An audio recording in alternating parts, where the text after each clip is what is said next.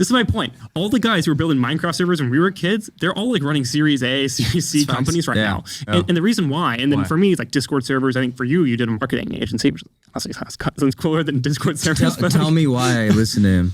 Say again? Tell me why I listen to him.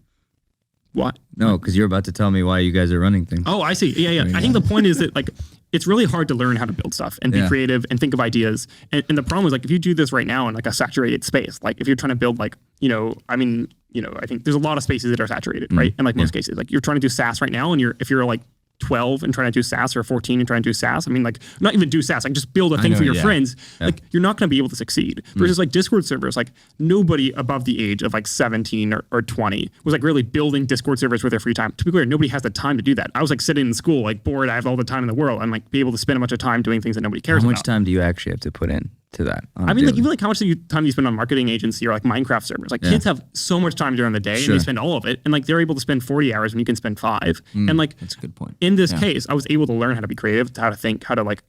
And actually, one thing is like all my friends did like sneaker bots. I know a bunch of friends that sneaker bots. I never did that stuff. I was not into that, but like all of them are doing well now. And the idea was like they were only really competing with their friends. Like nobody else was running sneaker bots, but other 15-year-olds. But also you get your 10,000 hours a lot faster because you don't have like normal responsibilities. You don't have a full-time job. And that's why things like homeschool, I think, help a lot more. So the 10,000 hours thing is an interesting comparison. Yeah. I mean, I think that's very valid. I think like experience is valid. I think in general, like 100, 200 hours is enough of like being able to create something you care about when you're like, you have something that's taking off and you're able to be like, oh, I can design this. I can push this in any direction I want. I can think about ideas, what works, what doesn't. Let me try different things. Yeah. Because like most people I know just haven't had that opportunity. And for me, this was like a Discord bot I built when I was like, this like end of high school for me. I started the Discord bot and that turned it into a whole startup that, we ended up selling. But the point is like, that was just some dumb thing I built that because nobody else was really competing, because it's only really kids doing this, I was able to kind of get something off the ground and then kind of stretch my creative muscles and build things and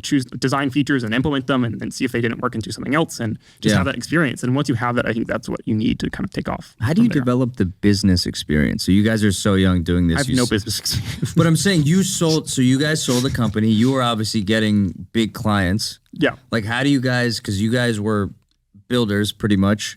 I assume you both didn't have business mentors at that age. Like how do you navigate when everyone talks about, oh, you need to handle yourself a certain way in these meetings, or I assume you both talk to corporate entities when you're doing business in. I mean, kind of. I don't think it's that hard. I think like you underrate how hard school is. Like I think for me, I always thought the world would be more complex. Like even like going to larger or more important rooms over time, I realized like they're all actually not that complicated. Like it's pretty simple in many of these cases. And I think, I think the thing for me is like you ask kids like they're doing like fractions or whatever the math they're having to learn. They're learning way more than you have to learn and like studying way more than you have to study every day. Sure. And so you put them into like building Minecraft servers and competing with people. I'm like, wait, I love this. I want to do this. I get paid for this, or at least you get to like have some enjoyment. Yeah. And like, I don't know. I think most kids would do well in these kind of scenarios, right? Because they have the motivation, they have the experience. What do you think? Yeah. I think it's similar. A lot of school is doing things you don't want to do. And then when you compare that to now giving like a kid the free reign to work on something he's actually interested in and go into those feedback loops of like, oh, now I have, in the Discord server example, I'd run a few. Now I have people like talking in the server that I can always go to. For the marketing agency, it's like, oh, like now I have money in my bank account that I can do whatever I want with. Okay. And then you get addicted to just like seeing like those numbers go up. So you guys are just like, and there's no one telling you what to do. Yeah. Right. Because then that was super interesting to me because I was like, that was the first time where I was able to like do your own thing. And that was like addictive.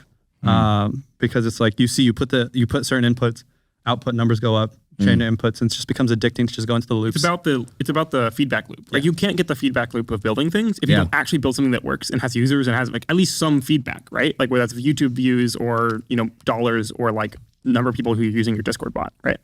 Like that's the thing that's the commodity that is so rare, which is most people don't have the opportunity to get into this feedback loop.